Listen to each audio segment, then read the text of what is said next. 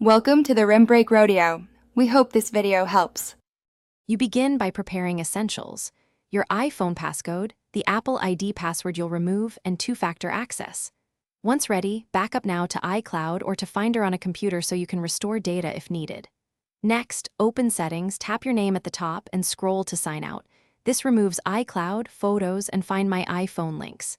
Do this now, don't stall, because signing out without a backup can permanently lose synced data. Once you've signed out and restarted, you'll sign in with the different Apple ID. Go to Settings and tap Sign into your iPhone, then enter the new Apple ID and password. Use two-factor verification when prompted. Make sure to review and toggle iCloud services, contacts, photos, messages. Enable only what you want to sync to this account. This prevents overlapping data between accounts and keeps your libraries distinct. Finally, confirm payment and subscriptions tied to the new account to avoid interruptions. You finish by verifying all services. Open App Store, then Messages and FaceTime to confirm the new Apple ID is active. Once done, re-download purchases or restore items from the backup you made earlier, and review subscriptions under Settings. Right arrow your name, right arrow subscriptions.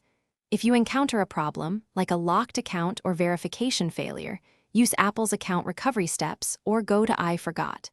Apple.com.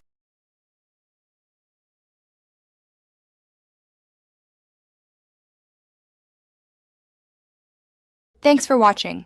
Consider subscribing if we helped you.